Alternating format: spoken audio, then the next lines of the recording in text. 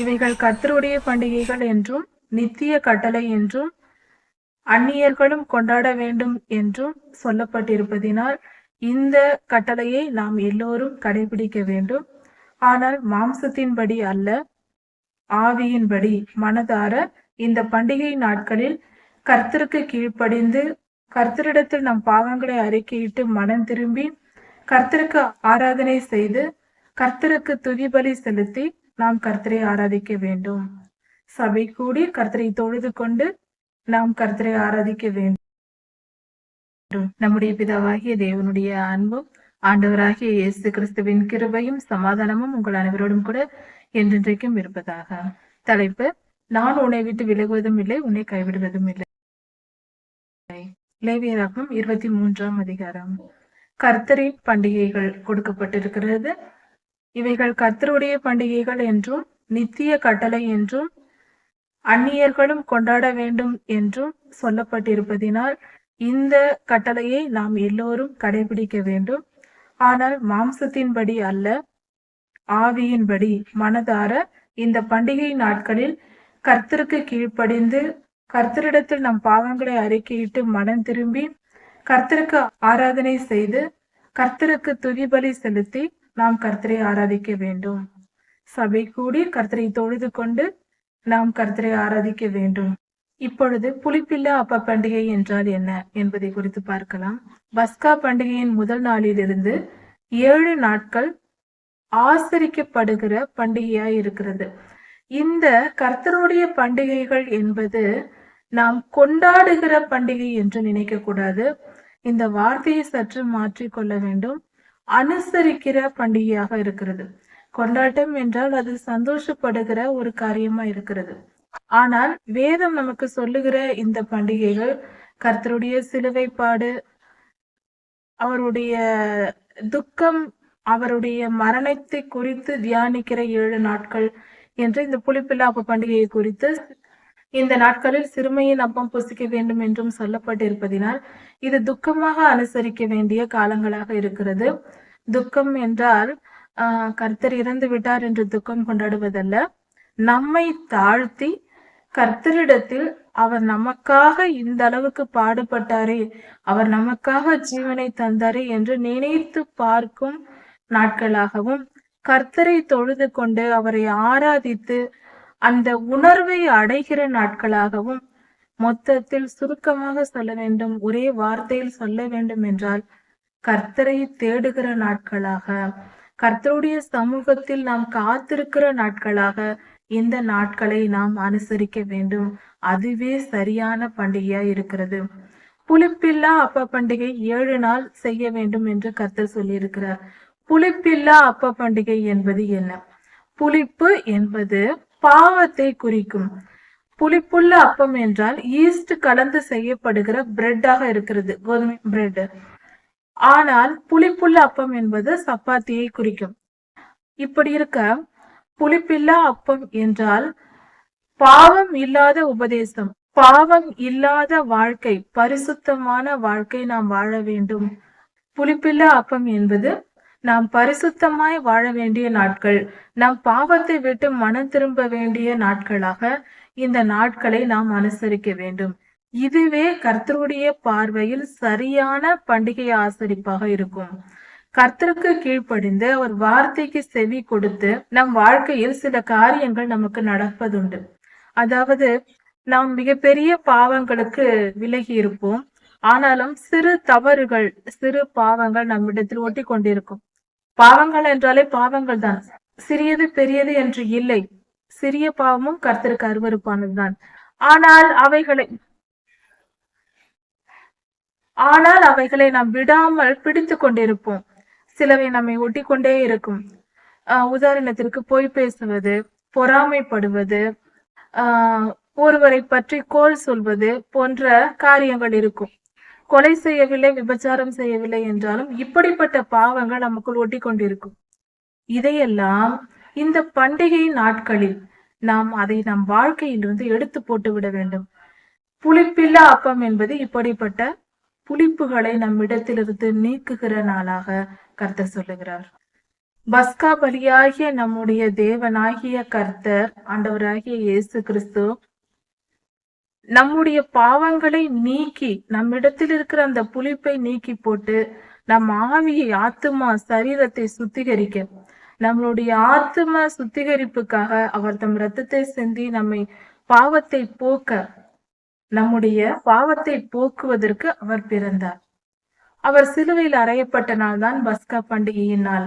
அவர் உயிர்த்தெழுந்த திருநாள் முதற் பலன் பண்டிகையின் நாள்.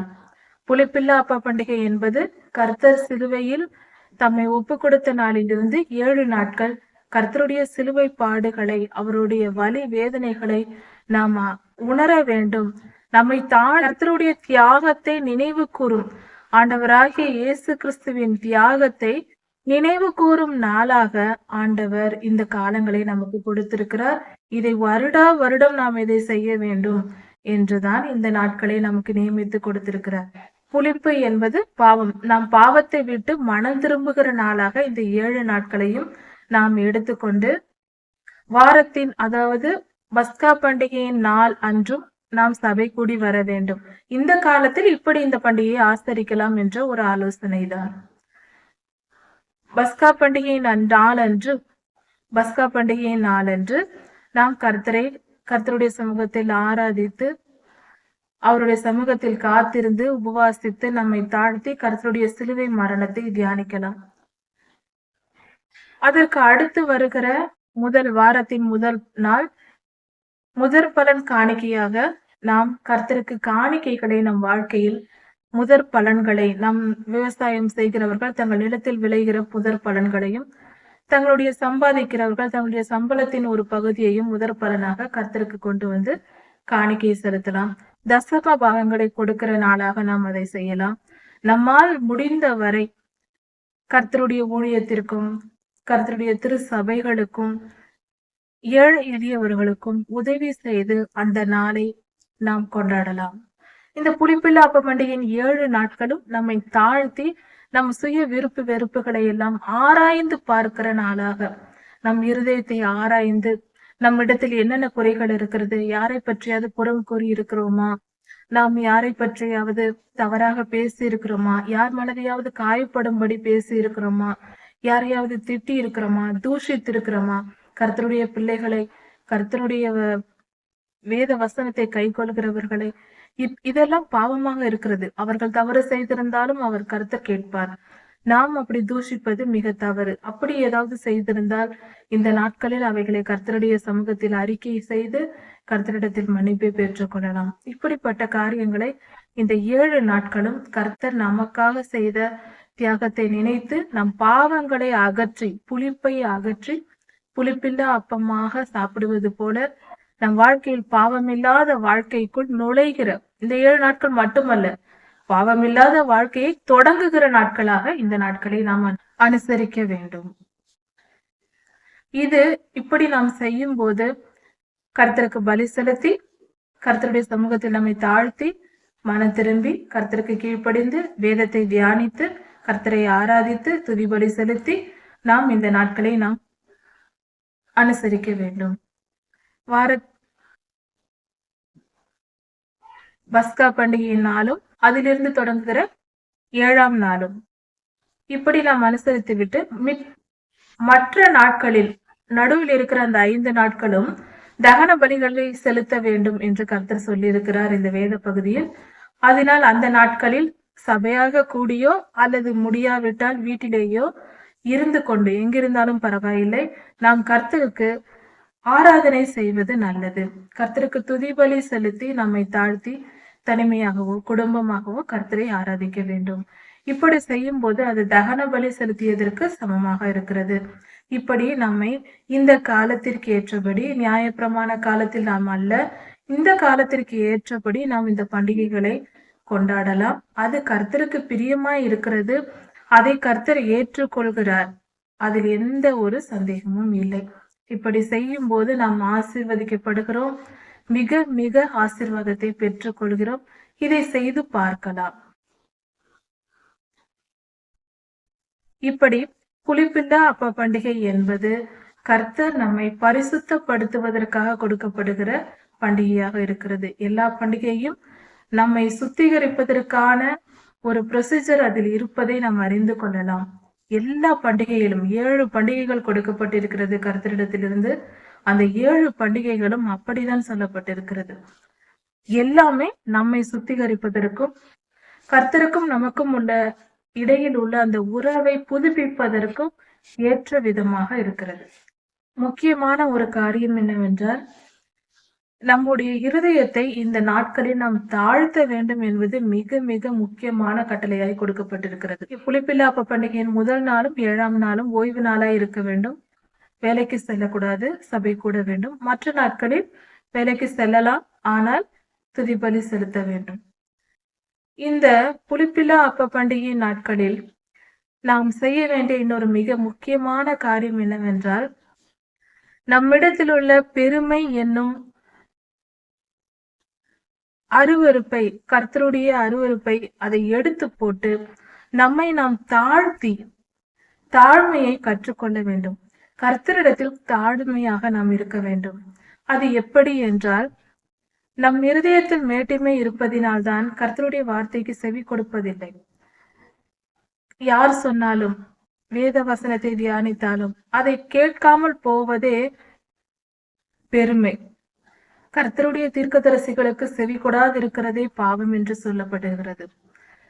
ஒரு ஊழியக்காரர் தம்முடைய செய்தியை, கர்த்தருடைய வார்த்தையை கொடுக்கும் போது, அது எங்கிருந்தாலும் அதை கேட்டும் அதை செவி கொடுக்காமல், அதை கேட்டும் அதை புரிந்து கொள்ளாமல், ஏற்றுக்கொள்ளாமல், என் வேலையை நான் பார்க்கிறேன் என்று செல்வது பெருமையாய் இருக்கிறது. இப்படிப்பட்ட பெருமையை கர்த்தர் நம்மை விட்டு அகற்றி போடும்படியாக சொல்லுகிறார். இதுவும் ஒருவித புளிப்பு தான், மிகப்பெரிய புளிப்பு. கர்த்தர் அருவருக்கிற பாவங்களில் மிக பிரதானமான பாவங்கள் என்றால் அதில் பெருமையும் ஒன்று. பெருமையும் ரத்தம் சிந்துதலும் கர்த்தர் மிக மிக அருவருப்பாக நினைக்கிற காரியமா இருக்கிறது. வேசித்தனமும் கூட. அதனால் இப்படிப்பட்ட பாவங்கள் நம்மிடத்தில் இல்லாதபடி நாம் காத்து கொள்ள வேண்டும் நம் இருதயத்தை. பெருமை என்பது ஒரு வித குணம். அது நேரடியாக பாவமாகாது. அந்த பெருமையின் நிமித்தம் நாம் செய்கிற செயல்கள், பெருமையை வைத்துக்கொண்டு நாம் செய்கிற செயல்கள் பாவமாக வரும். பெருமை என்ற குணம் இருக்கும் போது நாம் பாவம் செய்வோம். கர்த்தருடைய வார்த்தையை தியானிக்காமல் போவது, வேத வசனத்தை எடுத்து படிக்காமல் செல்வதே ஒரு பெருமைதான். அது ஒரு திமிர்தான். எனக்கு எல்லாம் இருக்கிறது, நான் ஏன் அதை படிக்க வேண்டும் என்ற அவளனே ஒரு மனப்பாங்கு. அப்படி இருக்கக்கூடாது. நாம் மனம் திரும்பி கர்த்தரை ஏற்றுக்கொண்டு நம்முடைய பாவங்களை விட்டு அகற்றி போட்டு பெருமையை தூக்கி எறிந்து தாழ்மையை அணிந்து கொண்டு பரிசுத்தமாய் வாழ முயற்சி செய்ய வேண்டும். அதை பழக வேண்டும். அது ஒரே நாளில் முடியாது. நாம் அதை தொடரும் நாட்களாக இந்த நாட்களை வைத்துக்கொண்டு ஒவ்வொரு நாளும் வாழ்க்கையில் இந்த அருவருப்பை நம்மை விட்டு அகற்றி போட்டு முற்றிலுமாக இந்த பாவத்தை விட்டு விலக வேண்டும். இந்த துர்க்குணத்தை நம்மை விட்டு அகற்றி போட்டு விட வேண்டும். தாழ்மையுள்ள இருதயத்தோடு புளிப்பில்லா அப்பம் போல நாமளும் பரிசுத்தமாய் இருக்க வேண்டும். இதையெல்லாம் நாம் கற்றுக்கொள்ளுகிற நாட்களாக இந்த பண்டிகைகள் இருக்கிறது. லேவியராகமம் 23ஆம் அதிகாரம் 12ஆம் வசனம் முதல். இந்த வேத பகுதியில் கர்த்தருடைய பண்டிகையான பெந்தகோஸ்தே பண்டிகையை பற்றி குறிப்பிடப்பட்டுள்ளது. கர்த்தர் இஸ்ரவேல் ஜனங்களுக்கு சீனாய் மலையில் உடன்படிக்கையை 10 கட்டளைகளையும் கற்பனைகளையும் கொடுத்தது போல, இஸ்ரவேல் ஜனங்களுக்கு முன்பாக தரிசித்தது போல, ஆசரிப்பு கூடாரம் கட்டும் பணியை அவர்களுக்கு கொடுத்தது போல, பலி செலுத்தும் முறைமைகளை அவர்களுக்கு கொடுத்தது போல, பண்டிகை ஆசரிப்புகளையும் கர்த்தர் கொடுத்தார்.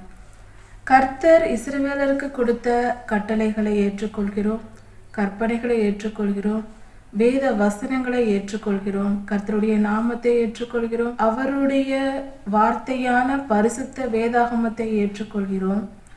ஆனால் கர்த்தருடைய பண்டிகைகளை ஏன் ஏற்றுக்கொள்வதில்லை? இது நித்திய கட்டளை என்றும் சொல்லப்பட்டிருக்கிறது. அப்படி இருக்க லேவியராகமம் 23ஆம் அதிகாரத்தில் இது நித்திய கட்டளை என்று கொடுக்கப்பட்டிருக்கிறது. இந்த 7 பண்டிகைகளும் நிரந்தரமாக நாம் அனுசரிக்க வேண்டிய பண்டிகையாக இந்த 7 பண்டிகைகளும் இருக்கிறது. எப்படி ஆடு மாடுகளை பலி கொடுக்காமல் நாம் துதி பலி செலுத்துகிறோமோ, அதே போல கர்த்தருடைய பண்டிகை ஆசரிப்புகளும் அந்த குறிப்பிட்ட நாட்களில் நாம் துதி பலி செலுத்தி கர்த்தருக்கு ஆராதனை செய்து நம்மை தாழ்த்தி உபவாசித்து ஜெபித்து மனம் திரும்பி கர்த்தருக்கு நம்மை அர்ப்பணித்து அவருடைய சன்னதியில் சபையாக கூடி ஆராதிப்பது பண்டிகை ஆசரிப்பாக நாம் செய்யலாம். ஒவ்வொரு கட்டளையிலும் கர்த்தர் நமக்கு கொடுத்திருக்கிற வசனங்களிலும் நம்மை காப்பாற்றுவதற்கான வழிகள் இருக்கிறது. பலவித ரகசியங்கள் இருக்கிறது. நமக்கு தெரிந்தது கொஞ்சம், தெரியாதது எவ்வளவோ இருக்கிறது. அப்படி இருக்க நாம் கர்த்தருடைய கட்டளைகளை புரிந்தாலும் புரியாவிட்டாலும் கீழ்ப்படிந்து நடக்கும்போது அதற்குரிய பலனை நாம் பெற்றுக்கொள்கிறோம். அதற்கு பதிலாக நாதாபும் அபியூவும் கர்த்தர் கட்டளையிடாத அக்கினி, அந்நிய அக்கினி, கர்த்தர் சொல்லாத செயலை தேவாலயத்திற்குள் சென்று தூபம் காட்ட போனார்கள். அவர்கள் என்ன தவறு செய்தார்கள்? அது அந்நிய அக்கினியை அவர்கள் கொண்டு வந்தார்கள் என்று சொல்வது கர்த்தர் கட்டளையிடாத போது அவர்கள் அதை செய்தார்கள் என்பதே. அதே போல வேதத்தில் எங்கும் சொல்லப்படாத கர்த்தர் கட்டளையிடாத பண்டிகைகளை நாம் கொண்டாடி கொண்டு கர்த்தர் கட்டளையிட்ட 7 பண்டிகைகளையும் நாம் அனுசரிக்காமல் இருப்பது மிக மிக தவறு. வேதத்தை தியானித்து கர்த்தருடைய சமூகத்தில் காத்திருந்து ஜெபித்து இந்த பண்டிகை நாட்களில் கர்த்தர் கொடுத்திருக்கிற இந்த 7 பண்டிகை நாட்களிலும் நாம் சபையாக கூடி உபவாசித்து கர்த்தருடைய நாமத்திற்கு துதி பலி செலுத்தி நம்மை தாழ்த்தி நற்கிரியைகளை செய்து தான தர்மங்கள் செய்து சபை கூடுதலை விட்டு விடாமல் ஒன்றாக சபையாக கூடி நாம் அனுசரிப்பது மிக மிக நல்லது. இந்த நாளை ஓய்வு நாளாக நாம் அனுசரிக்க வேண்டும் என்பதே கர்த்தருடைய சித்தமாய் இருக்கிறது. இன்றைக்கு இருக்கிற இன்டர்நெட் போன்ற வசதிகளை பயன்படுத்தி இந்த நாட்களை தெரிந்து கொண்டு இந்த நாட்களில் சபை கூடி கர்த்தருடைய சமூகத்தில் நம்மை தாழ்த்துவது, மனம் திரும்புவது, கீழ்ப்படிந்து நடப்பது நமக்கு நற்பயனை உண்டாக்கும். பெந்தெகோஸ்தே பண்டிகையை குறித்து நாம் சற்று ஆராய்ந்து பார்ப்போம். பெந்தெகோஸ்தே பண்டிகை என்பது இஸ்ரவேலரின் கணக்குப்படி நாள் ஆசாரியர்கள் ஏற்படுத்துகிற ஒரு நாள் அவர்களாக நிர்ணயிக்கலாம்.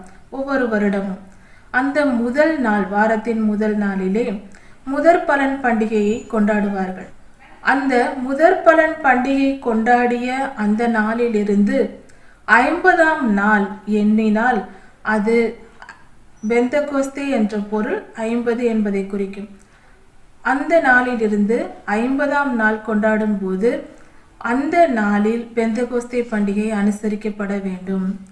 இந்த பெந்தெகோஸ்தே பண்டிகையின் அன்றுதான் நமது ஆண்டவராகிய இயேசு கிறிஸ்து உயிர்த்தெழுந்து பரமேறி சென்ற நாளிலிருந்து 10ஆம் நாள் பெந்தெகோஸ்தே பண்டிகை வந்தது.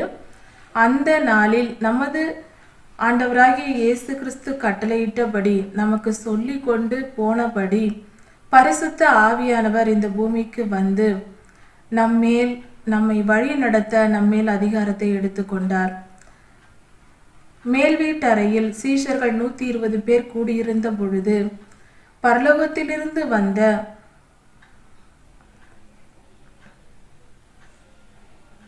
பரலோகத்திலிருந்து அக்னிமயமான நாவுகள் போன்ற ரூபமாக அக்கினியாக அங்கிருந்தவர்கள் மேல் இறங்கியதை அங்கிருந்த ஜனங்கள் பார்த்தார்கள்.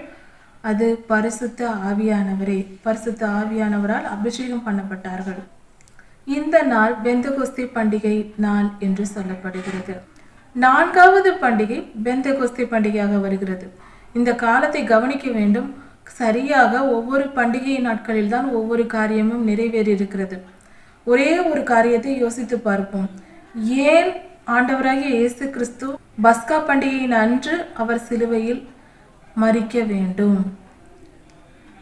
அதே போல முதற் பலன் பண்டிகை நாள் அன்று அவர் உயிர் தெழுந்திருக்கிறார் 3ஆம் நாளே. இப்படி எல்லா நியமங்களும் ஒவ்வொரு பண்டிகை நாளே நடந்திருக்கிறது. சரியாக பெந்தெகோஸ்தே பண்டிகை நாள் அன்றுதான் பரிசுத்த ஆவியானவர் இறங்கி இருக்கிறார். பரிசுத்த ஆவியானவர் வானத்திலிருந்து இறங்கி மனிதர்களை அபிஷேகம் பண்ணி அதற்குள் அவர் அந்த கால பரிமாணத்திலிருந்து கர்த்தர் ரட்சிப்பை தொடங்கினார். அதாவது பரிசுத்த ஆவியானவர் மனிதர்களை வழி நடத்தி அவர்களை ரட்சிப்புக்குள் வழி நடத்த அவருடைய பொறுப்பு, அவருடைய நேரமாக இது இருக்கிறது. பெந்தகோஸ்தே நாள் அன்று முதல் இன்று வரை, இனி ஆண்டவராகிய இயேசு கிறிஸ்து வரும் நாள் வரைக்கும் பரிசுத்த ஆவியானவரே நம்மை வழி நடத்தி நம்மை ஆளுகை செய்து கொண்டிருக்கிறார். ஒரு காரியத்தை சரியாக நாம் யோசித்தால் புரிந்து கொள்ளலாம். நமது ஆண்டவராகிய இயேசு கிறிஸ்து உயிர்த்தெழுந்து பரமேறி செல்வதற்கு முன்பு ஒரு காரியத்தை சொல்லிவிட்டு போனார். நான் உங்களை விட்டு போகிறேன். ஏன் சிலுவை மரணத்திற்கு முன்பே சீஷர்களிடத்தில் சொன்னார், நான் உங்களை விட்டு போகிறேன், நான் போன பின்பு ஒரு தேற்றரவாளனை அனுப்புவேன், அவர் வந்து உங்களுக்கு பாவத்தை குறித்தும் கண்டித்து உணர்த்துவார், அவர் உங்களை சகல சத்தியத்திற்குள்ளும் வழி நடத்துவார் என்று சொல்லிவிட்டு போயிருக்கிறார். கர்த்தர் கட்டளையிட்ட அந்த வார்த்தையின்படி, ஆண்டவராகிய இயேசு கிறிஸ்து நமக்கு கட்டளை கொடுத்த வார்த்தையின்படி பரிசுத்த ஆவியானவரே இன்று ஒவ்வொரு நாளும் ஒவ்வொரு தனிப்பட்ட மனிதனுடைய வாழ்க்கையிலும் செயல்பட்டு அவர்களை வழி நடத்தி தம்முடைய வார்த்தைக்கு செவி கொடுக்கிறவர்கள் யாராயிருந்தாலும் அவர்களை அவர் மீட்டுக் கொள்கிறார். இந்த காலத்தில் நாம் ஒரு காரியத்தை புரிந்து கொள்ள வேண்டும். நாம் எந்த அளவுக்கு பரிசுத்த ஆவியானவரின் வார்த்தைகளுக்கு செவி கொடுத்து நடக்கிறோமோ அந்த அளவுக்கு பரிசுத்தமாகவும் நிம்மதியாகவும் வாழ முடியும். பரிசுத்த ஆவியானவரின் வழி நடத்துதலுக்கு உட்பட்டு நாம் இப்பொழுது நடந்து வருகிறோம். ரட்சிப்புக்கு ஏதுவாக அவர் நம்மை வழி நடத்துகிறார். நாம் எந்த அளவுக்கு செவி கொடுக்கிறோமோ அந்த அளவுக்கு நாம் பாதுகாக்கப்படுகிறோம். சீக்கிரமாய் நாம் மனம் திரும்புகிறோம். அதனால் பரிசுத்த ஆவியானவரே நம்மை வழி நடத்துகிறவராய் இருக்கிறார். நமக்காக பிதாவினிடத்தில் வேண்டுதல் செய்கிறவராகவும் இருக்கிறார். இப்பொழுது நாம் ஒரு மனிதர் ரட்சிக்கப்பட்டு கர்த்தரை ஏற்றுக்கொண்டால், விசுவாசிக்க தொடங்கிவிட்டால், அந்த மனிதன் எந்த நிலையில் இருந்தாலும் அப்படிப்பட்டவர்களை பரிசுத்த ஆவியானவர் வழி நடத்த தொடங்குகிறார், ஆளுகை செய்ய தொடங்குகிறார். அவர் ஆளுகை செய்வது என்றால் அடிமையாக நடத்துவதல்ல. அவர் சொல்லிக் கொடுப்பார், பக்கத்தில் இருந்து இது சரி இது தவறு என்று சொல்லிக் கொடுப்பார். நாம் கேட்டு திருந்தி வாழ வேண்டும். பரிசுத்த ஆவியானவர் நீதியை குறித்தும் பாவத்தை குறித்தும் கண்டித்து உணர்த்துவார். நீதியின்படி நடக்கவும் பாவத்தை குறித்து கண்டித்தும் உணர்த்துவார். இது வேத வசனம் நமக்கு கொடுக்கப்பட்டிருக்கிறது. இப்படியாக பரிசுத்த ஆவியானவர் பெந்தகோஸ்தே நாளிலிருந்து இன்று வரை மனிதர்களை வழி நடத்தி பரிசுத்தப்படுத்தி நித்திய ஜீவனுக்குள் சேர்ப்பதற்கு அவர் அதிகமாய் போராடி கொண்டிருக்கிறார். நாம் எந்த அளவுக்கு இருதயத்தை கடினப்படுத்துகிறோமோ அந்த அளவுக்கு பரிசுத்த ஆவியானவருக்கு நாம் கஷ்டப்படுத்துகிறோம், அவரை கஷ்டப்படுத்துகிறவர்களாய் இருக்கிறோம்.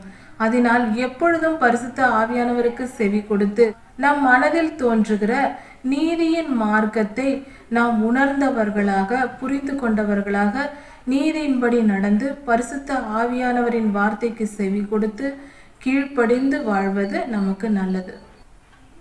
பெந்தகோஸ்தே பண்டிகை என்பது ஒரு காரியத்தை கவனிக்க வேண்டும். அந்த காலத்தில் இந்த பண்டிகையை எப்படி ஆண்டவர் அனுசரிக்க சொன்னார்?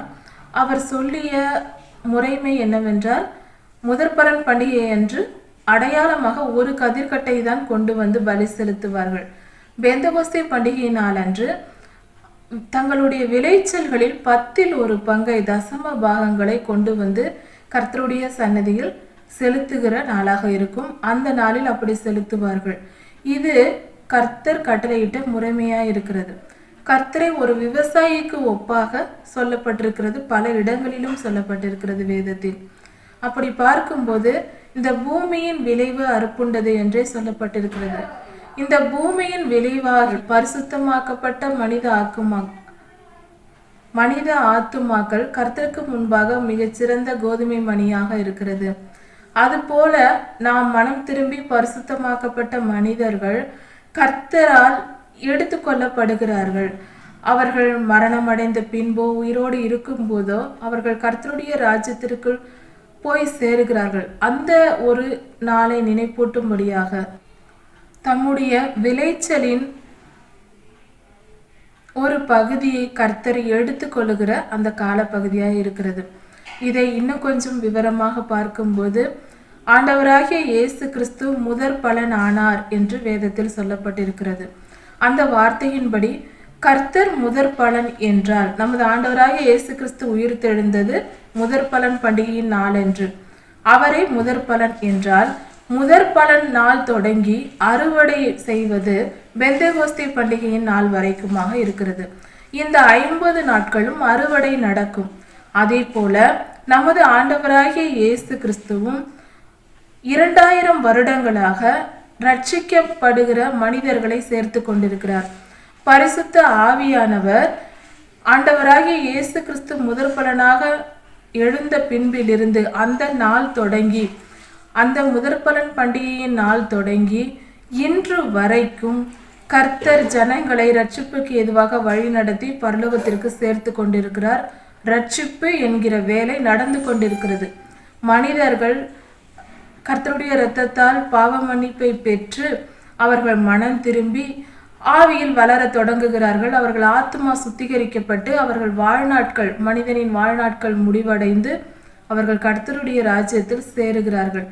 இது உயிரோடு இருக்கும் போதும் எடுத்துக்கொள்ளப்படுவார்கள். சிலர் மரித்தும் கர்த்தருடைய ராஜ்யத்திற்குள் சேருகிறார்கள். பரலோகத்திற்கு மனிதர்கள் செல்லுகிறார்கள். இதற்கு தான் ரட்சிப்பு என்று பெயர். இப்படி ரட்சிக்கப்படுகிறவர்கள் முதல் தொடங்கியது ஆண்டவராகிய இயேசு கிறிஸ்துவின் இரத்தத்தினால் கழுவப்பட்டு தொடங்கியது முதற் பலன் பண்டிகை நாள் அன்று. அது பெந்தகோஸ்தே பண்டிகையின் நாள் வரைக்கும் நடக்கும். அதே போல் ஒரு நாள் என்பது இந்த குறிப்பிட்ட 50 நாட்களில் ஒரு நாள் என்பது கர்த்தருடைய பார்வையில் 1000 வருடமாகவும் 1000 வருடம் ஒரு நாள் போலவும் இருக்கிறது என்று வேத வசனம் சொல்லுகிறது. அதன்படி பார்க்கும்போது ஒரு நாளை ஒரு தலைமுறை என்று கொண்டால், அதாவது இந்த 50 நாட்களும் 50 தலைமுறை காலம் என்று கொண்டால் 2000 வருடங்கள் ஆகிறது. அப்படி பார்க்கும்போது ஆண்டவராகிய இயேசு கிறிஸ்து உயிர்த்தெழுந்த நாளில் இருந்து 2000 வருடங்கள் வரைக்கும் இந்த ரட்சிப்பு நிகழ்ந்து கொண்டே இருக்கும் என்று நாம் நினைத்தால் அந்த நாட்களே இப்பொழுது நடந்து கொண்டிருக்கிறது. அன்றிலிருந்து ஊழியம் செய்யப்படுகிறது. கர்த்தர் மனம் திரும்ப பண்ணுகிறார். ஜனங்கள் பாவங்கள் மன்னிக்கப்பட்டு மனம் திரும்பி, ஜனங்கள் பாவம் ஆண்டவராகிய இயேசு கிறிஸ்துவின் இரத்தத்தால் கழுவப்பட்டு மனம் திரும்பி போய்கொண்டே இருக்கிறார்கள். பரலோக ராஜ்யத்திற்கு பிறந்து வாழ்ந்து மரித்து மனம் திரும்பி சுத்திகரிக்கப்பட்டு கர்த்தருடைய ராஜ்யத்திற்குள் சென்று கொண்டிருக்கிறார்கள். இந்த சம்பவங்கள் நடந்து கொண்டே தொடர்ச்சியாக இருக்கிறது. இப்பொழுது 2000 வருடங்கள் முடிவடைகிற காலமாய் இருக்கிறது. லேவியராகமம் 23ஆம் அதிகாரம். இந்த வேத பகுதியில் கர்த்தரின் பண்டிகைகளான 7 பண்டிகைகள் கொடுக்கப்பட்டிருக்கிறது. கர்த்தருடைய பிள்ளைகள் ஆசரிக்க வேண்டிய பண்டிகைகளாய் இது இருக்கிறது. இந்த 7 பண்டிகைகளில் 5வது பண்டிகையை இந்த செய்தியில் நாம் பார்க்க போகிறோம். முதல் 4 பண்டிகைகள் ஏற்கனவே தியானித்தோம். இது 5வது பண்டிகை எக்கால பண்டிகையாய் இருக்கிறது. எக்காலம் என்பது ட்ரம்பட்டை சொல்வார்கள். அந்த எக்காலத்தில் மூச்சு காற்று நாம் ஊதும் போது அது மிக பெரிய சத்தத்தை ஏற்படுத்தும். அது மட்டுமல்லாமல் அது நெடு தூரத்திற்கு அந்த சத்தத்தை ஏற்படுத்தும். இந்த காலத்தில் மைக் இருப்பது போல அந்த காலத்தில் அதை பயன்படுத்தினார்கள். இந்த எக்கால சத்தம் கேட்டாலே சரி, சபை கூட போகிறார்கள் என்று ஜனங்கள் புரிந்து கொண்டு எல்லாரும் சேர்ந்து வருவார்கள். சபை கூடி இதற்காக பயன்படுத்தினார்கள். அடுத்தது இன்னொரு காரியத்திற்கும் பயன்படுத்தினார்கள். அதாவது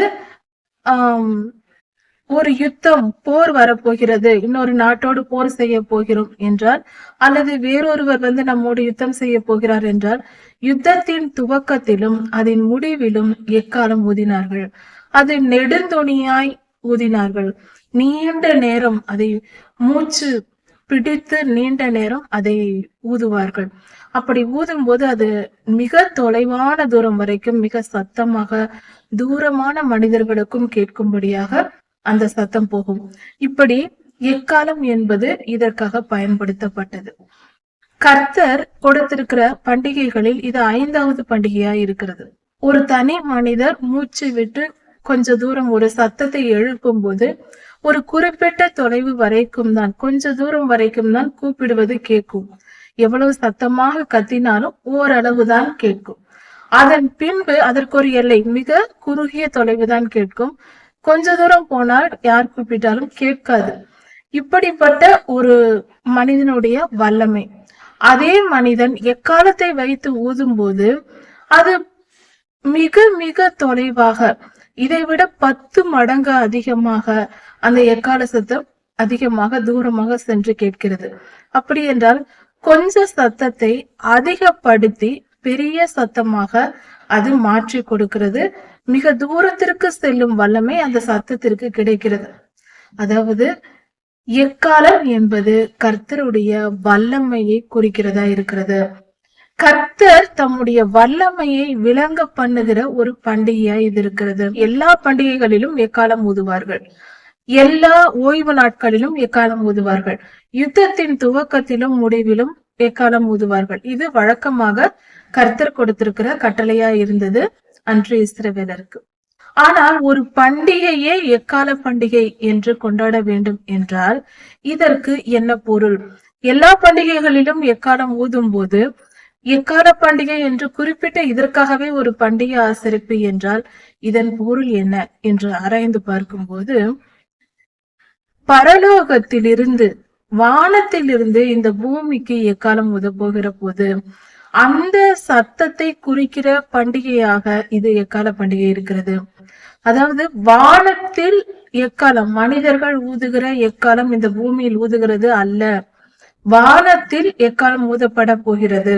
வெளிப்படுத்தல் 8ஆம் அதிகாரத்தில் சொல்லப்பட்டிருக்கிறது, வானத்தில் எக்காலம் ஊதும். அப்படி எக்காலம் ஊதும் போது ஒன்றல்ல 7 எக்காலங்கள் ஊதப்படும். பரலோகத்தில் நம்முடைய பிதாவாகிய தேவனுடைய திருக்கரங்களில் இருந்த அந்த முத்திரையிடப்பட்ட அந்த புஸ்தகத்தை ஆண்டவராகிய இயேசு கிறிஸ்து அந்த முத்திரைகளை உடைத்து, அந்த புஸ்தகத்தை வாங்கி அதன் முத்திரைகளை உடைத்த போது இப்படி நியாய தீர்ப்புகள் இந்த பூமியில் நிறைவேறுகிறது ஒவ்வொன்றாக. அப்பொழுது 7 எக்காலங்கள் ஊதப்படுகிறது.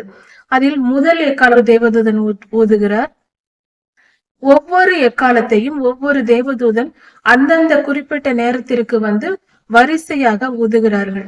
இப்படி அந்த எக்காலம் ஊதப்படுகிற அந்த நேரத்தை, அந்த காலத்தை குறிப்பிடும்படியாக இந்த எக்கால பண்டிகை கொடுக்கப்பட்டிருக்கிறது. இதற்கு ஆதாரம் எங்கே என்றால் சற்று பொறுத்திருப்போம். இன்னொரு காரியமும் உண்டு. அதாவது எக்காலம் ஊதப்படும் போது நாம் ஏற்கனவே பார்த்தோம், எக்காலம் என்பது கர்த்தருடைய வல்லமையை குறிக்கிறது. கொஞ்ச சத்தம் மிகப்பெரிய சத்தமாக அந்த பவர், அந்த வல்லமையை குறிக்கிறது, பெரிதாக்குகிறது. அந்த எக்காலம் என்பது பெரிதாக்குகிறது, சிறிய சத்தத்தை பெரிதாக. இப்படி அது மட்டும் இல்லாமல் அது நெடு தூரத்திற்கும் அனுப்புகிற வல்லமையை தருகிறது. எக்காலம் என்பது கர்த்தருடைய வல்லமையை குறிக்கிறதா இருக்கிறது. வெளிப்படுத்தல் 8ஆம் அதிகாரம் தொடங்கி எக்காலங்கள் ஊதப்படுகிறது. அப்படி ஒவ்வொரு எக்காலம் ஊதப்படும் போதும் ஒவ்வொரு விதமான நியாய தீர்ப்பு இந்த பூமியில் உண்டாகிறது. இப்படியே வந்து கொண்டிருக்கும் போது 6ஆம் தூதன் எக்காலம் ஊதுகிறார். அப்பொழுது அந்த 6ஆம் தூதனின் எக்காலத்தின் காலத்திலே 3.5 வருடங்கள் 2 சாட்சிகள் எழும்பி 3ஆம் தேவாலயம் கட்டப்பட்டு விடுகிறது. அந்த காலத்தில், அதாவது இனி நடக்க போகிற சம்பவம், இது நம் காலத்தில் நடக்க போகிற ஒரு சம்பவமாக இருக்கிறது. இந்த காலத்தில் தான் நாம் இப்பொழுது வாழ்ந்து கொண்டிருக்கிறோம். 3ஆம் தேவாலயம் கட்டப் போகிறார்கள். அது கட்டப்பட்ட உடனே 2 சாட்சிகள் எழும்பி, அவர்கள் தீர்க்கதரிசிகளாய் இருப்பார்கள். 3.5 வருடம் தீர்க்க தரிசனம் உரைப்பார்கள். அப்படியே அவர்கள் 3.5 வருடம் தீர்க்க தரிசனம் உரைத்து முடித்த உடனே பாதாளத்திலிருந்து ஏறி வருகிற மிருகம், கள்ள தீர்க்கதரிசி எழும்பி அந்த 2 பேரையும் கொன்று விடுவான். அவர்களுடைய சரீரம், இறந்த சரீரம் எருசலேமிலே அங்கேயே கிடக்கும். இதை கொல்ல போவது கள்ள தீர்க்கதரிசி. அது கொல்லப்படும் இடம் வந்து எருசலேம். எருசலேமிலே தான் இது நடக்க போகிறது. அந்த இடத்தில் அவர்களுடைய சரீரம் புதைக்கப்படாமல், அடக்கம் பண்ணப்படாமல் அப்படியே இருக்கும். அவர்களுடைய சரீரத்தை எடுத்து அடக்கம் பண்ண மாட்டார்கள். 3½ நாட்கள் அப்படியே இருக்கும். அந்த 3½ நாட்கள் முடிந்த உடனே வானத்திலிருந்து சத்தம் உண்டாகி அவர்கள் இருவரும் உயிரோடு எழும்பி பரலோகத்திற்கு செல்வார்கள். இது உயிர்த்தெழுதல், எடுத்துக் கொள்ளப்படுதல் என்று சொல்லலாம். ஆண்டவராகிய இயேசு கிறிஸ்து முதலில் உயிர்த்தெழுந்தார். 40 நாட்கள் வரைக்கும் எல்லோருக்கும் காணப்பட்டார். பின்பு அவர் எடுத்துக் கொள்ளப்பட்டார் என்று வேதத்தில் சொல்லப்பட்டிருக்கிறது. அதே போல இவர்களும் 3½ நாட்களுக்கு பின்பு உயிர்த்தெழுவார்கள், பின்பு எடுத்துக் கொள்ளப்படுவார்கள். இந்த சம்பவம் நடக்கிற அதே சமயத்தில் பூமி முழுவதும் ஒரு குறிப்பிட்ட கர்த்தரால் நியமிக்கப்பட்ட, கர்த்தரால் ஆயத்தப்படுத்தப்பட்ட ஜனங்கள் எடுத்துக் கொள்ளப்படுவார்கள். இந்த குறிப்பிட்ட காலத்தில்தான் எடுத்துக் கொள்ளப்படுதல் நடக்க போகிறது. இதற்கு வேதத்தில் தெளிவான ஆதாரங்கள் இருக்கிறது. 1. வெளிப்படுத்தல் 10ஆம் அதிகாரத்தில் 7ஆம் தூதன் எக்காலம் ஊதப் போகிற போது தேவ ரகசியம் நிறைவேறும் என்று ஒரு தேவதூதன் சொல்வதை நாம் கேட்கிறோம். இந்த தேவ ரகசியம் என்பது அது அப்படியே நடக்கும். வெளிப்படுத்தல் 11ஆம் அதிகாரத்தில் இந்த 2 சாட்சிகளும் உயிர் திரும்பி போகிற அந்த சமயத்தில் அவர்கள் பரலோகத்திற்கு எடுத்துக் கொள்ளப்படுவதும், எடுத்துக் கொள்ளப்படுதலுக்கென்று நியமிக்கப்பட்ட பூமியில் எங்கும் இருக்கிற ஜனங்கள் எடுத்துக் கொள்ளப்படுவதும் ஒரே சமயத்தில் நடக்க போகிற ஒரு காரியமா இருக்கிறது. ஏனென்றால் இவர்கள் 3½ வருடம் எருசலேமில் தீர்க்க தரிசனம் உரைத்துக் கொண்டிருப்பார்கள். உலகெங்கும் இருக்கிற கர்த்தருடைய சேனை ஆகிய இந்த 2 தீர்க்கதரிசிகளின் அபிஷேகத்தை பெற்ற ஜனங்கள் உலகெங்கும் அவர்களும் தீர்க்க தரிசனம் உரைத்துக் கொண்டிருப்பார்கள். இப்படி எடுத்துக் கொள்ளப்படுதலுக்கென்று நியமிக்கப்பட்ட அத்தனை பேரும் அந்த நாளில் எடுத்துக் கொள்ளப்படுவார்கள். இந்த சம்பவம் நடக்க போகிறது. இதை குறித்து 1 கொரிந்தியர் 15ஆம் அதிகாரம் 51ஆம் வசனம் 52ஆம் வசனத்தில் மிக மிக தெளிவாக நமக்கு கொடுக்கப்பட்டிருக்கிறது. 1 கொரிந்தியர் 15ஆம் அதிகாரம் 51ஆம் வசனத்தையும் 52ஆம் வசனத்தையும் கவனித்து படித்து பார்க்கும்போது ஒரு காரியம் நமக்கு வெளிப்படுத்தப்பட்டிருக்கிறது. எப்படி வெளிப்படுத்தல் 10ஆம் அதிகாரத்தில் சொல்லப்பட்டிருக்கிற தேவ ரகசியம் என்ற வார்த்தை இருக்கிறதோ, அதே போல 1 கொரிந்தியர் 15ஆம் அதிகாரம் 51ஆம் வசனத்திலும் ரகசியம் என்று சொல்லப்பட்டிருக்கிறது. அதே போல கடைசி எக்காலம் துணிக்கும் போது என்று சொல்லப்பட்டிருக்கிறது. வெளிப்படுத்தல் 10ஆம் அதிகாரத்தில் கடைசி எக்காலம் ஊத போகிற போது என்று சொல்லப்பட்டிருக்கிறது. அதற்கு முன்பாக, சற்று முன்பாக, எக்காலத்தை எடுத்த பின்பு அதை ஊதுவதற்குள், 7ஆம் தூதன் எக்காலம் ஊதுவதற்குள், அந்த நேரத்தில் 7ஆம் தூதனுடைய நேரம், அந்த நேரம், அதே நேரத்தில் துவங்குவதற்கு முன்பாக அந்த செகண்டில் இது நடக்க போகிறது. இது எடுத்துக் கொள்ளப்படுதல் நடக்க போகிறது. இது கர்த்தர் தெல்ல தெளிவாக நமக்கு வெளிப்படுத்தி இருக்கிறார். ஒரு ரகசியம் இருக்கிறது, அந்த ரகசியம் நிறைவேறும் என்று. இந்த ரகசியம் இதுதான் என்பதற்கு ஒரு அடையாளம் என்னவென்றால், முதற் பலன், இதுவும் பண்டிகையிலேயே கொடுக்கப்பட்டிருக்கிறது. பண்டிகைகள் கொண்டாட சொல்லும் போது கர்த்தர் என்ன சொல்லி இருக்கிறார்? முதற் பலன் காணிக்கை என்று. உயிர்த்தெழுந்த திருநாளில் கர்த்தர் முதற் பலன் ஆனார் என்றும், அந்த பண்டிகையை, வாரத்தின் முதல் நாள், பஸ்கா பண்டிகையின் 3ஆம் நாளை முதற் பலன் பண்டிகையாக ஆசரிக்க வேண்டும் என்றும் சொல்லி இருக்கிறார். அதே நாளில் தான் அவரும் உயிர்த்தெழுந்தார், அவர் முதற் பலன் ஆனார் என்றும் வேதத்தில் சொல்லப்பட்டிருக்கிறது. அப்படி இருக்க அவர் முதற் பலன் ஆனார். அது தொடங்கி அவருடைய வழிகளில் நடக்கிறவர்கள் முதற் பலனாக கர்த்தருக்கென்று மீட்டுக் கொள்ளப்படுவார்கள். இவர்கள் யார் என்றால், இரத்த சாட்சிகளாக மரிப்பவர்களும் எடுத்துக் கொள்ளப்படுதலில் பிரவேசிப்பவர்களும். இவர்கள் இருவரும் பூரண, அதாவது இந்த 2 கூட்டத்தாரும் பூரண வயதையும் வாழ்ந்து முடிக்காமல் பாதியில் தங்கள் ஜீவனை கர்த்தருக்காக கொடுக்கிறவர்கள். இரத்த சாட்சிகள் தங்கள் ஜீவனை கொடுத்து மரித்த பின்பு உயிர்த்தெழப்படுகிறார்கள். எடுத்துக்கொள்ளப்படுபவர்கள் தங்கள் வாழ்நாள் முடிவதற்கு முன்பாகவே கர்த்தரால் உயிரோடு எடுத்துக் கொள்ளப்படுகிறார்கள். இப்படி இருக்க இந்த இரண்டு கூட்டத்தாரும் எடுத்துக்கொள்ளப்படுகிறார்கள். இரத்த சாட்சிகளாய் மரிப்பவர்களும் எடுத்துக்கொள்ளப்படுதலில் பிரவேசிப்பவர்கள். இப்படி கர்த்தருடைய எக்காலமாகிய வானத்தில் ஊத போகிற 7 எக்காலங்கள். ஒரு சில வருடங்களுக்கு முன்பாக கூட வானத்தில் எக்கால சத்தம் கேட்டது. சமீபத்தில் கூட எருசலேமில் வானத்தில் எக்காலம் சத்தம் உண்மையாகவே கேட்டிருக்கிறது. அந்த எக்காலத்தின் நாட்கள் துவங்கி விட்டாயிற்று. அது எத்தனாவது எக்காலம் ஊதி இருக்கிறார்கள் என்று தெரியவில்லை. ஆனால் வானத்தில் எக்காலம் ஊத தொடங்கியாயிற்று. அதனால் இந்த 7ஆம் எக்காலம் ஊத போகிற நாட்களில் தான் எடுத்துக்கொள்ளப்படுதல் நடக்க போகிறது. நாம் உயிரோடு வாழ்கிற இந்த காலத்தில் தான் இந்த சம்பவம் நடக்க போகிறது. அதனால் நாம் செய்ய வேண்டிய ஒரு முக்கியமான காரியம், நாம் எடுத்துக்கொள்ளப்பட அந்த காலத்தில் இருக்கிறோம் என்பதை முதலில் உணர்வடைய வேண்டும். அதற்கு நாம் ஆயத்தப்பட வேண்டும். சரி, எடுத்துக்கொள்ளப்படுதலில் பிரவேசிப்பவர்களுக்கு நாம் என்ன செய்ய வேண்டும்? யார் யார் எடுத்துக்கொள்ளப்படுவார்? யார் யார் எடுத்துக்கொள்ளப்படுபவர்கள்? எப்படி இந்த காரியத்தை நாம் ஆயத்தப்படுத்திக் கொள்வது? இது எல்லோராலையும் முடியுமா? போன்ற பலவிதமான கேள்விகள் எழும்புகிறது. லேவியராகமம் 23ஆம் அதிகாரம். கர்த்தருடைய பண்டிகைகளான 5ஆம் பண்டிகையாகிய எக்கால பண்டிகை என்ற பண்டிகையை குறித்து நாம் தியானித்து வருகிறோம். அது எடுத்துக்கொள்ளப்படுதலை குறிக்கிறது என்பதை நாம் கடந்த செய்தியில் கவனித்தோம்.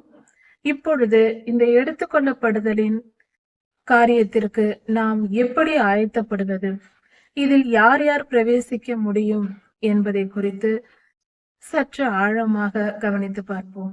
எடுத்துக்கொள்ளப்படுபவர்கள் யார்? முதலில் நாம் எந்த காரியத்தையும் தேவ சித்தத்தை அறிந்து நாம் செயல்பட வேண்டும். இந்த மிக முக்கியமான காரியம் இது. இதை நாம் ஒன்றே ஒன்று புரிந்து கொள்ள வேண்டும். இந்த உலகத்தின் சிருஷ்டிப்பு முதல் புதிய வானம் புதிய பூமி சிருஷ்டிக்கப்படும் அந்த காலம் வரைக்கும் நமக்கு வேதாகமத்தில் சொல்லப்பட்டிருக்கிறது. நடந்த சம்பவங்கள், நடக்க போகிற சம்பவங்கள் எல்லாம், இவை எல்லாமே தேவ திட்டம் என்பதை நாம் மனதார ஏற்றுக்கொள்ள வேண்டும். இது கர்த்தருடைய ப்ராஜெக்ட். இது நம்மளுடைய ஒவ்வொரு செயல்களும், இதில் பூமியில் நடக்கிற ஒவ்வொரு காரியமும் கர்த்தருடைய திட்டமாய் இருக்கிறது. அவர் திட்டம் தீட்டுகிறார், அவரே செயல்படுத்துகிறார். அதில் சில நேரங்களில் நாம் அதை கெடுத்து போடுகிறோம். அதன் விளைவாக பல இன்னல்களை நாம் அனுபவிக்கிறோம், பல துன்பங்களுக்கு நாம் ஆளாகிறோம். அதனால் கர்த்தர் எப்படியும் நம்மளுடைய வாழ்க்கையில் அவர் நினைத்த காரியத்தை செய்து முடிக்கிறவராய் இருக்கிறார். யாரும் அவரை எதிர்த்து நின்று ஜெயிக்க முடியாது. அவருக்கு தோல்வியை ஏற்படுத்த, அவருடைய திட்டத்தை தோற்று போக பண்ண யாராலும் முடியாது என்பதை மிக தெளிவாக நாம் புரிந்து கொள்ள வேண்டும். உலக சிருஷ்டிப்பு முதல் இந்த உலகத்தின் ஒவ்வொரு செயல்களும் தேவ திட்டத்தின்படியே நடக்கிறது என்பதை புரிந்து கொள்ள வேண்டும். ஆதியாகம காலத்தில் பாவத்திற்கேதுவான சோதனைக்குரிய அந்த மரத்தை, நன்மை தீமை தரும் கனி தரும் மரத்தை கர்த்தரே அங்கு ஏதேனில் வைத்தார் என்பதை நாம் உணர்ந்து கொள்ள வேண்டும். ஏன், எதற்கு என்று வேதத்தில் சொல்லப்படவில்லை. காரணம் எதுவாக இருக்கட்டும், ஆனால் கர்த்தரே அதை வைத்தார் என்பதில் எந்த சந்தேகமும் நமக்கு இல்லை. அப்படி இருக்க ஏன் அதை வைத்தார்? அதை கேட்க தேவையில்லை. கர்த்தர் ஏதோ திட்டம் வைத்திருக்கிறார். அப்படி இருக்க கர்த்தர் சொன்னார், அந்த பழத்தை சாப்பிட்டா நீங்கள் சாகவே சாவீர்கள், சாப்பிடும் நாளில் சாவீர்கள் என்று ஆதாமுக்கு சொன்னார். அப்படி இருக்க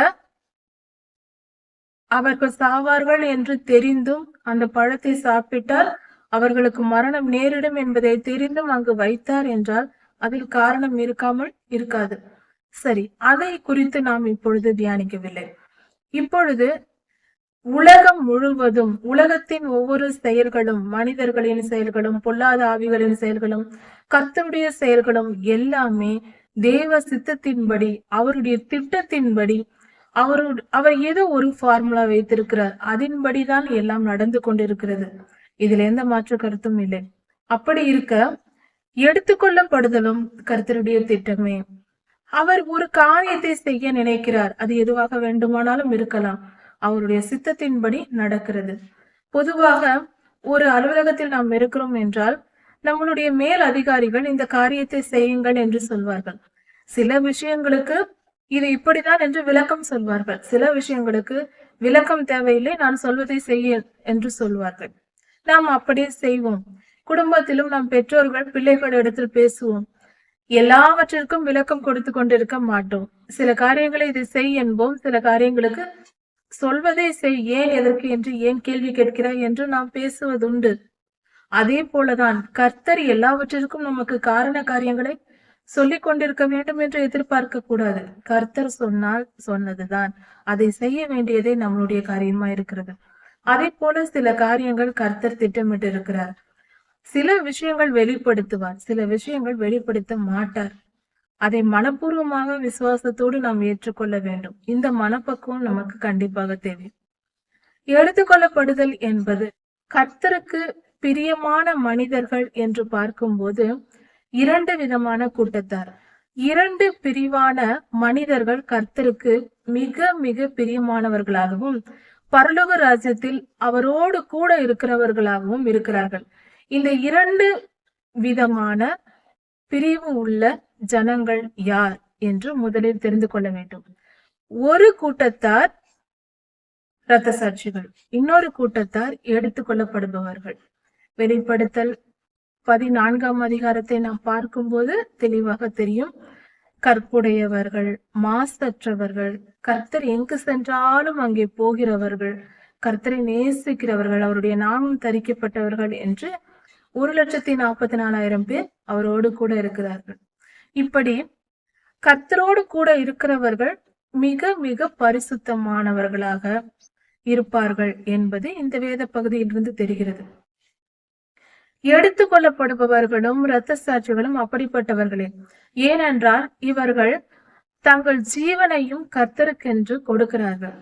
சரி, இரத்த சாட்சிகள் என்பவர்கள் யார் என்றால், பொதுவாக நாம் சொல்வது, கர்த்தரை மறுதலிக்காமல் தன் ஜீவனே போகும் என்றாலும் என் உயிர் போனாலும் பரவாயில்லை, என்னை கொன்றாலும் நான் கர்த்தரை மறுதலிக்க மாட்டேன் என்று சாத்ராக், மேஷாக், ஆபேத்நேகோ, அனனியா, மிஷாவேல், அசரியா இவர்களை போல பிடிவாதமாக, வைராக்கியமாக, கர்த்தருக்கு பக்தி வைராக்கியமாக வாழ்கிற கூட்டத்தார் இரத்த சாட்சிகள். எந்த நிலையிலும் ஆவியின்படி இரத்த சாட்சிகள் இருக்கிறார்கள். ஒரு கூட்டத்தார், அவர்கள் ஒவ்வொரு நாளும் கர்த்தருக்காக யுத்தத்தை அனுபவிப்பார்கள். எவ்வளவு சோதனைகள் வந்தாலும் அந்த பாடுகளை அனுபவித்துக் கொண்டே வாழ்ந்து கொண்டிருப்பார்கள். அவர்கள் ஆத்துமா மிகவும் ஒவ்வொரு நாளும் துக்கப்படும், வேதனைப்படும், கர்த்தருடைய நாமத்தின் நிமித்தம் அத்தனையும் சகித்து கொண்டு வாழ்வார்கள். அவர்களும் இரத்த சாட்சிகளே. கர்த்தருக்காக எத்தனை பாடுகள் வந்தாலும் அசராமல் தாங்கிக் கொண்டு கர்த்தரிடத்தில் பக்தி வைராக்கியமாய் இருக்கிற ஒரு கூட்டத்தார், இவர்களும் இரத்த சாட்சிகளே. இப்படி இந்த இரத்த சாட்சிகள் கர்த்தருக்கு மிகவும் பிரியமானவர்கள். ஏனென்றால் ஒரு மனிதனுடைய மிக விலை மதிப்பில்லாத ஒரு பெரிய விஷயம் உயிர்தான். அந்த ஜீவனையும் இவர்கள் கர்த்தருக்கென்று கொடுப்பதினால் இவர்கள் கர்த்தருடைய பார்வையில் மிக விசேஷமானவர்கள். ஜீவனையே கொடுப்பவர்கள் மற்ற எல்லாவற்றையும் கொடுத்து விடுவார்கள். அதன் பின்புதான் ஜீவனையே கொடுக்கிறவர்கள் எதையும் கர்த்தருக்கு மறுக்க போவதில்லை. அதனால் அவர்கள் வாழ்க்கை முழு தியாகம் உள்ளதாக இருக்கும். இப்படிப்பட்ட பரிசுத்தவான்கள் கர்த்தருக்கு பிரியமானவர்கள். எடுத்துக்கொள்ளப்படுபவர்களும் ஒரு விதத்தில் இரத்த சாட்சிகளே. எப்படி என்றால், அவர்கள் இவ்வுலக வாழ்க்கையில் மிக மிக துன்பங்களை அனுபவிக்க நேரிடும். வாழ்க்கையில் போராட்டங்களும் துன்பங்களும் அவர்களுக்கு ஒரு சாதாரண வாழ்க்கை முறையை போல இருக்கும். அப்படிப்பட்ட ஒரு மிகப்பெரிய உபத்திரவத்தின் பாதையில் அவர்கள் வாழ்க்கை சென்று கொண்டிருக்கும். அந்த பாடுகளின் மத்தியிலும் கர்த்தர் அவர்களை பாதுகாத்து வருவார். கர்த்தரிடத்தில் இருக்கிற அவர்களுடைய அன்பு மாறாது. அப்படி மாறாத அன்போடு கர்த்தர் அவர்களை நேசிப்பார். அப்படிப்பட்ட ஜனங்களும் கர்த்தர் மேல் முழு அன்பை செலுத்துவார்கள். அப்படிப்பட்டவர்கள் எடுத்துக்கொள்ளப்படுவார்கள். இப்படி முழுமையான அன்பு செலுத்தி எடுத்துக்கொள்ளப்படுவார்கள் என்றால் அவர்கள் வாழ்க்கை முறை எப்படி இருக்கும் என்று பார்க்கும்போது, இந்த உலகத்தில் உள்ள மிகப்பெரிய பொல்லாத ஆவிகளை சுத்திகரிக்க கர்த்தர் இவர்களை பயன்படுத்துவார். அதாவது பக்தி வைராக்கியமாய் ஒவ்வொரு மனிதன் அனுபவிக்கிற துன்பங்களும் கர்த்தருடைய பார்வையில் ரத்தம் சிந்துதலாய் இருக்கிறது. ரத்தம் நம் சரீரத்திலிருந்து கொட்டப்பட்டால்தான் அது ரத்தம் சிந்துதல் அல்ல. கர்த்தருக்காக நாம் அனுபவிக்கிற உபத்திரவங்களும் ரத்தம் சிந்துதலே. நம் இருதயம் வலிக்கிற வலி, நம்மளுடைய கர்த்தரின் நாமத்தின் நிமித்தம் நாம் துன்பப்படும் போது அந்த துன்பத்தின் வலியை அது ரத்தம் சிந்துதலுக்கு சமமாக இருக்கிறது. எனவே இவர்களும் இரத்த சாட்சிகளை ஒத்தவர்கள். இப்படி எடுத்துக்கொள்ளப்படுபவர்கள் தங்களை தாங்களே ஆயத்தப்படுத்தி கொண்டு இருப்பார்கள். இவர்கள் மகா பரிசுத்தமாய் அவர்கள் வாழ்க்கை வாழ வேண்டும். அது மட்டும் அல்லாமல் இவர்கள் மிகுந்த உபத்திரவத்தின் பாதையில் தங்கள் வாழ்க்கையை வாழ வேண்டும். இப்படி ஒரு சூழ்நிலை அவர்களுக்கு இருக்கும். இதை கர்த்தரே அனுமதிக்கிறார். இவர்களும் மனதார அந்த உபத்திரவத்தை ஏற்றுக்கொள்வார்கள். ஒரு விஷயத்தை நன்றாக புரிந்து வைத்துக் கொள்ள வேண்டும். ஒருவர் மேல் நாம் அன்பு செலுத்துகிறோம் என்றால் அதற்காக நாம் அனுபவிக்கிற துன்பங்கள் தான் அந்த அன்பின் அடையாளமாக இருக்கும். உதாரணத்திற்கு, ஒரு இராணுவ வீரர் இருக்கிறார் என்று வைத்துக் கொள்வோம். அவர் தன்னுடைய குடும்பத்தை, தன்னுடைய வாழ்க்கை எல்லாவற்றையும் விட்டுவிட்டு எல்லையில் நின்று தன் தேசத்திற்காக அவர் போராடும் போது தன்னுடைய உடல் உறுப்புகளை, கைகள் இழந்து, கால்கள் இழந்து, இப்படி ஏதாவது ஆபத்தை நேரிட்டு அவருடைய வாழ்க்கை அப்படிப்பட்ட ஒரு துன்பத்திற்குள் செல்லும். அந்த தியாகம் தான் அவருடைய தேச பக்தியை குறிக்கிறது. ஒரு இழப்பு தான் இந்த தேசத்தின் மேல் அவர்கள் வைத்திருக்கிற அன்பை வெளிப்படுத்துகிறது. என் தேசத்தை நான் காப்பேன் என்று விலை மதிக்க முடியாத தன் வாழ்நாளை, தன் சரீர உறுப்புகளை கூட இழக்க துணிகிறார்கள். சிலர் தன் ஜீவனையும் கொடுக்கிறார்கள். அப்படிப்பட்ட தியாகமுள்ள வாழ்க்கை வாழ்கிறவர்கள் தான் இராணுவ வீரர்கள். அவர்கள் தங்கள் தேசத்தின் மேல் வைத்திருக்கிற அன்பை வெளிப்படுத்துகிறார்கள். அதே போல கர்த்தருடைய சேனையாகிய நாமும் கர்த்தரின் நாமத்தின் நிமித்தம், அவரை பின்பற்றுவதின் நிமித்தம், அவருடைய வழிகளை, அவருடைய கட்டளைகளை கை கொண்டு கர்த்தருடைய வழிகளில் நாம் நடக்கும் போது அப்பொழுது ஏற்படுகிற துன்பத்தையும் துயரத்தையும் நாம் தாங்கி நடக்கிறோம் என்றால் அதுதான் தியாகம் உள்ள வாழ்க்கை. அதுவே கர்த்தர் மேல் நாம் வைத்திருக்கிற அன்பின் அடையாளமாய் இருக்கிறது.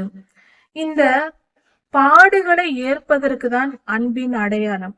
அதாவது கர்த்தர் நமக்கு சொல்லி இருக்கிறார், உன் முழு இருதயத்தோடும், உன் முழு மனதோடும், உன் முழு பலத்தோடும், உன் முழு ஆத்மாவோடும் கர்த்தரிடத்தில் அன்பு கூறுவாயாக என்று. இரத்த சாட்சிகளும் இந்த முழு அன்பை கர்த்தரிடத்தில் வெளிப்படுத்துகிறவர்கள். எடுத்துக்கொள்ளப்படுபவர்களும் இந்த முழுமையான அன்பை தேவனிடத்தில் வெளிப்படுத்துகிறவர்கள். இதுதான் அடையாளம். ஏனென்றால் அன்பு எப்பொழுது வெளிப்படும் என்றால், கர்த்தர் நமக்கு ஆசீர்வாதத்தை தருகிறார். அதை பெற்றுக்கொள்வதற்கு நாம் அன்புடையவர்களாய் இருக்க வேண்டிய அவசியம் இல்லை. கர்த்தர் யாரை ஆசீர்வதித்தாலும் சந்தோஷமாக வாங்கிக் கொள்வார். கர்த்தாவே, உம்முடைய நாமத்திற்காக துன்பத்தை ஏற்றுக்கொள்கிறேன் என்று சொல்லுகிறவர்கள். மத்தேயு 5ஆம் அதிகாரத்தை நாம் தியானிக்கும் போது இந்த காரியம் வெளிப்படையாகவே ஆண்டவர் சொல்லி இருக்கிறார், என் நாமத்தின் நிமித்தம் துன்பப்படுகிறவர்கள் பாக்கியவான்கள் என்று. அப்படியானால் கர்த்தருடைய நாமத்தின் நிமித்தம் துன்பம் வரும் என்பது உண்மைதானே? அவருடைய வழிகளில் நாம் நடக்கும் போது நாம் துன்பம் அனுபவிக்க வேண்டும். என் நாமத்தின் நிமித்தம் எல்லாராலும் பகைக்கப்படுவீர்கள் என்றும் கர்த்தர் சொல்லி இருக்கிறார். ஆண்டவராகிய இயேசு கிறிஸ்துவே நமக்கு வேதத்தில் சொல்லி இருக்கிறார். அவருடைய நாமத்தை பின்பற்றும் போது அதனால் அவருடைய பிள்ளைகள் என்பதினால் நாம் துன்பப்படுவோம், பலரால் அவமதிக்கப்படுவோம், வேதனை அனுபவிப்போம், பலருடைய பேச்சுக்கும் ஏச்சுக்கும் ஆளாக நேரிடும். இப்படிப்பட்ட துன்பமான காரியங்கள் நமக்கு வரும். ஆனாலும் அப்படிப்பட்ட துன்பங்களையும் நாம் ஏற்றுக்கொண்டு, நமக்கு பாடுகள் வந்தாலும் அவைகளை ஏற்றுக்கொண்டு மனதார கர்த்தரிடத்தில் உண்மையான அன்போடு வாழ்கிற மக்கள் தான் கர்த்தரால் எடுத்துக்கொள்ளப்படுவார்கள். இன்னொரு காரியம், கர்த்தரால் எடுத்துக்கொள்ளப்படுபவர்களுடைய தகுதி நிலை என்ன என்பதையும் நாம் தெரிந்து கொள்ள வேண்டும். சரி, யார் யார் எடுத்துக்கொள்ளப்படுவார்கள்? அதை யார் முடிவு செய்வார்கள்? நாம் எடுத்துக்கொள்ளப்பட வேண்டும் என்பதை நாமே முடிவு செய்யலாமா? இதை நாம் என்ன செய்ய வேண்டும்? எப்படி நாம் வாழ்ந்தால் கர்த்தரால் எடுத்துக்கொள்ளப்படுவோம்? அவருடைய வருகைக்கு நாம் எப்படி இருக்க வேண்டும்? உபத்திரவ காலம் தொடங்கி 3.5 வருடங்கள் முடியும். அதன் பின்பே எடுத்துக்கொள்ளப்படுதல் நடக்கும். மகா உபத்திரவ காலத்திற்கு முன்பாகவும் உபத்திரவ காலத்திற்கு பின்பாகவும் இடையில் எடுத்துக்கொள்ளப்படுதல் நடக்கும். இந்த சமயத்தில் தான் அந்த 2 சாட்சிகளின் எடுத்துக்கொள்ளப்படுதல் நடக்கிற அதே நேரத்தில் இதுவும் நடக்கும். அதனால் உபத்திரவ காலத்தை எல்லோரும் சந்திக்க நேரிடும். எடுத்துக்கொள்ளப்படுபவர்களும் சந்திக்க வேண்டும். மகா உபத்திரவ காலத்திற்கு அவர்கள் இருக்க மாட்டார்கள். சரி, இதை குறித்து தெளிவான விளக்கம். யார் எடுத்துக்கொள்ளப்படுவார்கள், எப்படிப்பட்ட வாழ்க்கை வாழ்வார்கள் அவர்கள், அதற்கு அடையாளம் என்ன, நாம் எடுத்துக்கொள்ளப்படுவோமா இல்லையா, அதற்கு நாம் என்ன செய்ய வேண்டும், இதை குறித்தான வெளிப்படையான காரியங்கள் அடுத்த செய்தியில் கவனிக்கலாம். கர்த்தர் உங்களை ஆசீர்வதிப்பாராக. மாரநாதா.